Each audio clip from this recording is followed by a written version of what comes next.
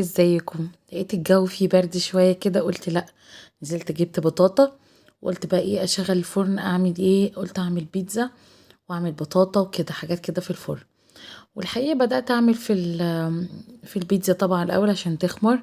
حطيت الدقيق وحطيت الخميره وشويه زعتر كده بيدي طعم حلو جدا للعجينه، سكر وملح وشويه زيت صغيرين. وبدات اعجن ايه ميه دافيه كده، دافيه بس مش سخنه عشان ما تموتش العجينه عندي.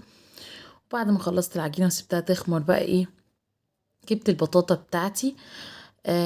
وكانت الخطة ان انا هشغل الفرن بقى وادفي الدنيا. هو احنا مش بردانين قوي احنا طبعا، يعني الجو في سنة برد. والولاد انا يعني تقلت لهم، بس انا لسه زي ما انا صيفي فبحس بلسعة البرد دي. فقلت ادفي الدنيا لكن ما تقلش، انا افضل مستمتعة شوية بلسعة البرد دي. عملت قهوة كده عشان اظبط دماغي. المفروض بقى الخطة ان انا كنت هدفي الدنيا بالبطاطا وبالبيتزا اي حاجة بقى في الفرن كده. بعدين بقى انا شايفة الطريقة اللي هي موجودة على النت دي، انا مجربتهاش بصراحة قبل كده. دايما بشوي البطاطا، بحبها جدا مشوية، مبحبش اللي هي تبقى على النار من فوق دي. بس قلت اجرب اللي بنحط عليها كمية سكر دي ونوطي عليها النار لحد ما تستوي السكر يكرمل وينزل كده يبقى فيه صوص طعمه زي صوص الكراميل كده. فقلت اجرب. رحت حاطة البطاطا كده في صينية، واللي كبيرة شوية قلت عشان ما تاخدش وقت كتير ويبقى كلهم سوا واحد. قطعتها بقى فبقوا كلهم في حجم واحد، وحطيت شوية مية بقى كده. كنت بكمل القهوة بتاعتي لسه، اللي انا عملتها على السبرتاية بقى عشان اعمل الاجواء الشتوية دي، لان السبرتاية دي بالذات بستخدمها في الشتاء بس في الصيف لا. وبستخدمها ببقى حاطاها بقى بره كده في الريسبشن واحنا قاعدين على الترابيزه. بس انا كانت طالبه معايا بقى اجواء شتويه، فحتى وانا واقفه في المطبخ وجنبي عيوني البوتاجاز برضه حطيتها على السبرتاية.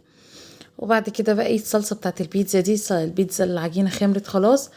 الصلصه عندي انا دايما بعملها بطماطم فريش، بس المره دي كان عندي اللي هي الطماطم البيوريه اللي هي الجاهزه دي. رحت حاطه على معلقتين كبار كده معلقتين زيت ومعلقه خل ومع نص معلقه سكر صغيره ونص معلقه زعتر صغيره، ملح وفلفل اسود. وحطيت على النار يا دوب كده ايه، سخنت. بعد كده ايه خلاص بقى اتحولت لايه لصلصه بيتزا. حطيتها وحطيت خضار وشويه جبنه، كان عندي شويه جبنه صغيرين كده مش كتير فمش مغطيه البيتزا قوي، بس عادي تمام كانت شغاله وكانت حلوه. دخلتها الفرن وعندي البطاطا بس كنت ببص عليها. فكانت لسه.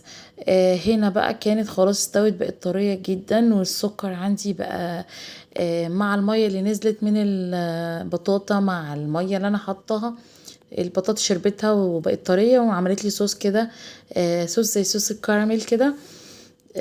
وكان طعمه لذيذ يعني. حتى اوريكوا كده لما افتح بطاطا واحط عليها الصوص برضو بيبقى طعمه حلو معايا. فتحت بطاطايه كده وحطيت عليها ايه من الصوص اللي نزل منها ده، كان طعمه لذيذ جدا. وده كان يوم كده اوريكوا الاجواء الشتويه البسيطه اللي انا عملتها. اتمنى الفيديو يكون عجبكم. لو عجبكم الفيديو اتمنى ان تعملوا لايك، وتعملوا لو انتم مش مشتركين عندي اعملوا متابعه. شكرا قوي، سلام عليكم.